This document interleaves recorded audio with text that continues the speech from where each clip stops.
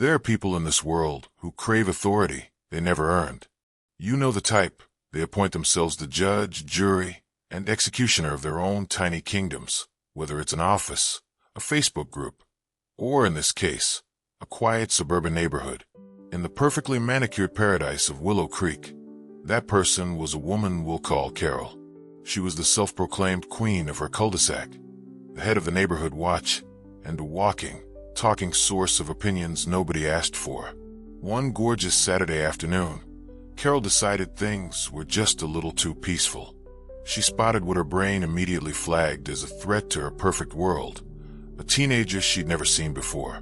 Armed with a smartphone and an endless supply of entitlement, she decided to make an example of this suspicious individual. She dialed 911, absolutely certain she was about to put a troublemaker in their place.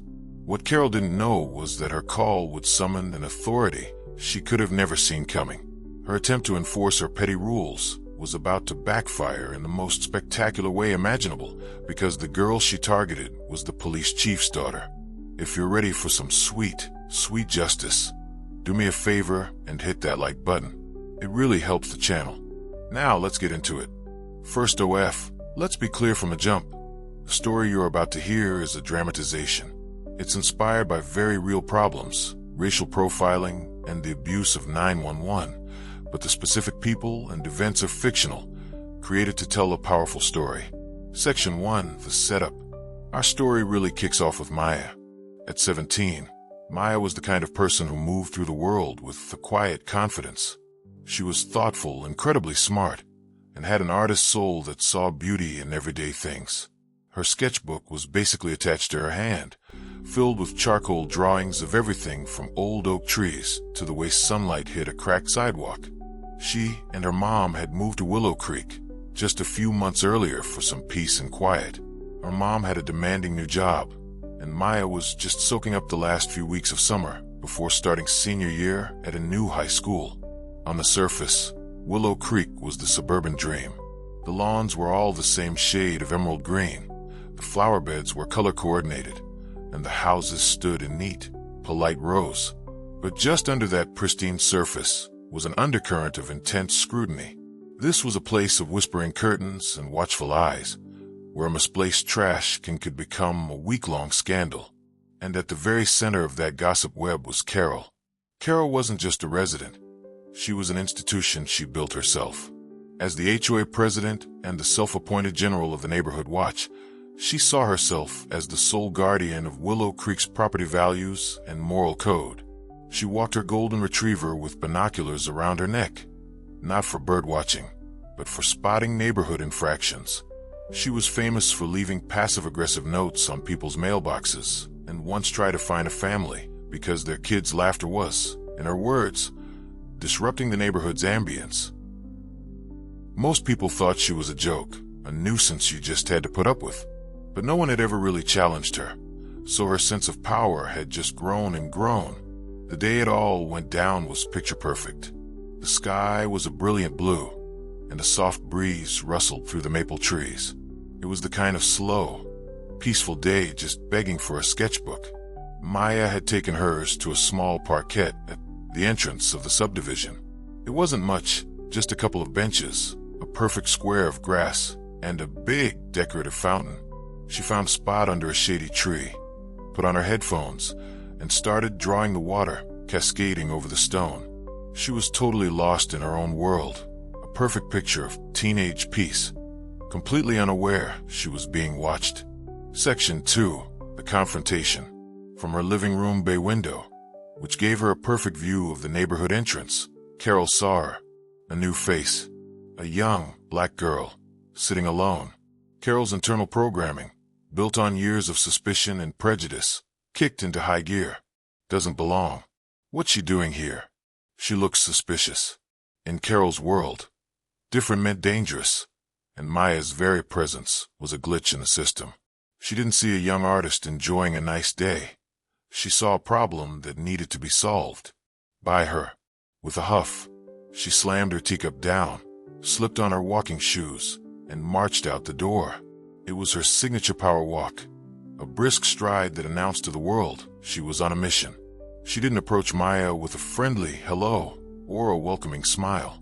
Instead, she stopped a few feet from the bench, crossed her arms, and tapped her foot, waiting to be noticed. Maya, lost in her drawing, didn't look up for a full minute. When she finally did, she saw a middle-aged woman staring at her with a look of pure disapproval. Maya pulled off her headphones. "Can I help you?" she asked, her voice polite. "I don't believe we've met," Carol said, her tone dripping with fake sweetness. "This area is for residents of Willow Creek." The implication was crystal clear. "You're not a resident." "I am a resident," Maya replied calmly, offering a small smile. "My mom and I just moved into the blue house on Maple Drive." This wasn't the answer Carol was looking for. It didn't fit her script of an outsider who could be easily scared off. A flicker of annoyance crossed her face. "Oh," she said, thrown for a second, but she recovered fast. "Well, I'm Carol. I'm the head of the neighborhood watch. We've had some issues with loitering lately, people casing the neighborhood." Maya's smile vanished. She knew exactly what this was. She'd been on the receiving end of these veiled accusations before. "I'm not loitering," she said, her voice still steady. "I'm just drawing in my sketchbook." She held it up a little, as if to prove she was harmless. But Carol wasn't interested in proof. She was interested in control. "Well, you're making some of the other residents uncomfortable," she declared, gesturing vaguely at the empty street as if a concerned mob was hiding behind the hedges.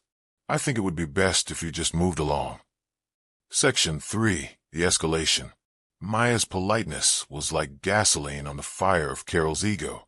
In her experience, teenagers she'd cornered and accused was supposed to stammer, apologize, and run. Maya did none of that. She just sat there, meeting Carol's glare with a look of calm, tired understanding. This quiet defiance was more than Carol's fragile authority could take. It was a direct challenge to her throne. "I live here," Maya repeated, her voice a little colder this time. "This is a public park, and I'm not doing anything wrong. I'm not going to move along. I am the head of the neighborhood watch."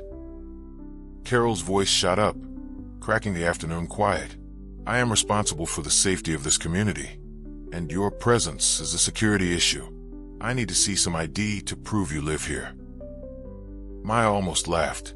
The audacity was just stunning. "You're not a police officer," she stated, as a fact, not a question. "You have no authority to ask for my ID, and I'm not showing it to you." Deciding she was done with this toxic conversation, Maya started packing her things. She carefully put her sketchbook and pencils in her bag, zipped it up, and stood. In Carol's eyes, this was the ultimate rebellion. Not only was this girl refusing her commands, she was now dismissing her completely. "That's it," Carol shrieked, her face turning splotchy red. "You are being belligerent and uncooperative. I'm calling the police. We'll see how smug you are when you have to explain yourself to a real officer." With a dramatic flourish, she whipped out her smartphone. Her fingers stabbed at the screen as she dialed the 3 numbers she thought gave her ultimate power. 911. A triumphant, cruel smile spread across her face. Checkmate. She was bringing in the big guns, and she was about to be proven right. She put the phone to her ear, and her whole demeanor changed. Her voice became shaky and performative. "Yes, 911. I need an officer right away," she said, her voice dripping with fake terror. "There's a suspicious individual at the Willow Creek Park entrance. I approached them, and they've become very aggressive. I'm a little scared. They're refusing to leave. Please hurry." She knew exactly which buttons to push, which words to use to escalate things, to paint herself as the victim and Maya as the aggressor. She was reporting a crime that never happened, describing a person who didn't exist, all to win a petty fight she had started. It's infuriating to watch someone abuse their privilege like this. And while this story is fictional, we all know things like this happen every day. If you believe racial profiling is never okay, and that 911 should be for real emergencies only, show your support by hitting that like button. Section 4. The Climax and the Reveal. Maya just stood by the bench, bag in hand, and waited. She was angry, sure, but she was also weirdly calm. She knew this was a game, and Carol was about to lose. Big time. A few minutes later, a police cruiser turned into the neighborhood. It didn't come screaming in with sirens blazing, the way Carol probably dreamed it would. It just pulled up to the curb with a quiet, professional calm that seemed to disappoint her. But Carol's face immediately lit up. Her moment of validation had arrived. She practically sprinted to the driver's side as a senior officer got out. "Officer, thank goodness," she gushed. "This person has been causing a major disturbance." I identified myself as the head of the neighborhood watch, and she became incredibly hostile. I was worried what she might do. The officer who got out of the car was a woman in her late 40s. Her uniform was crisp, her posture was perfect, and her expression was one of calm, unreadable authority. She had the tired but sharp eyes of someone who's seen it all. She gave Carol a quick, dismissive nod before her eyes scanned the scene and landed on Maya.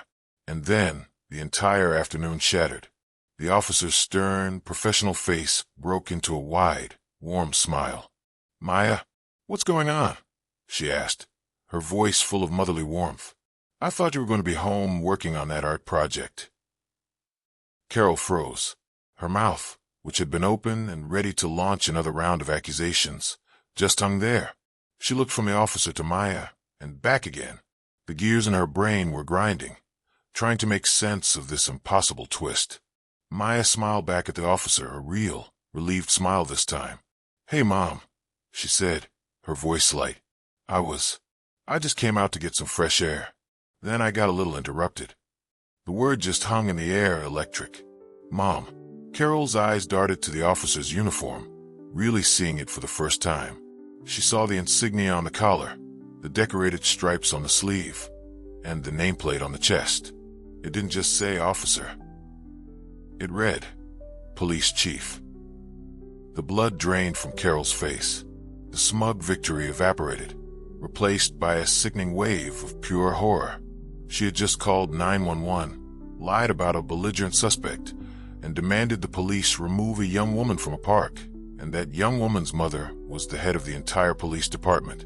This wasn't just a mistake. It was a cataclysmic, life-altering blunder. Section 5, the karmic resolution. The silence that followed was deafening. Carol's transformation was instant. The proud neighborhood guardian deflated like a pop balloon, replaced by a stammering, terrified mess. Oh my goodness. A misunderstanding," she sputtered, wringing her hands. "Chief, I am so sorry. I had no idea. I was just trying to be careful. I didn't realize she was your daughter." Police Chief Davis, Maya's mother, turned her full attention to Carol. The warm mom expression was gone, replaced by a gaze as cold and hard as steel. She was no longer a mother. She was the chief of police, and a citizen had just wasted her department's time and racially profiled her daughter. "You didn't realize she was my daughter," the chief repeated, her voice dangerously quiet. "So let me get this straight. Are you saying that if she were some other girl, this would have been okay? Your call would have been justified?" No, of course not. Carol trailed off, her eyes wide with panic. "You called 911, our city's most critical emergency line, because a teenager was drawing on a park bench," the chief continued, her voice never rising, but cutting Carol to pieces. "You described my daughter as aggressive and belligerent. Do you have any idea what the penalties are for filing a false police report? In many places, it's a misdemeanor that comes with hefty fines and even jail time. My officers are dealing with actual crises, accidents, domestic violence, medical emergencies. And you pulled one of them away for this." The chief took a step closer. "You told my operator you were scared. You told my officer she was suspicious. I'm looking at a 17-year-old girl with a sketchbook. So please, Carol, tell me, what exactly was so suspicious about her?" Carol just stood there, completely destroyed. There was no answer. The question exposed the ugly truth for everyone to see. She had no excuse, no defense. There was only her prejudice, laid bare at the feet of the most powerful cop in the city. Her face was a mask of pure, unfiltered humiliation. Chief Davis didn't arrest Carol. She didn't even raise her voice. She didn't have to. With one last, withering look, she simply said, "Go home, Carol. Expect a formal warning in the mail about misusing emergency services. And I'd strongly suggest you reconsider your role with the neighborhood watch." Carol didn't need to be told twice. She practically ran back to her house, not even daring to look back. The reign of Willow Creek's petty tyrant was over, not with a bang, but with the quiet whimper of her own spectacular failure. The chief turned back to Maya, her stern face melting away. "You okay, sweetie?" she asked, putting a hand on Maya's shoulder. Maya nodded, letting out a long breath she hadn't realized she was holding. "I'm fine, Mom. Just another Saturday in the suburbs." They shared a look, a mix of frustration, exhaustion, and a little dark humor at how absurd it all was. Carol had set out to prove she was the most important person in the neighborhood, and in a way, she succeeded. She had managed to summon the police chief herself, just not for the reason she'd hoped.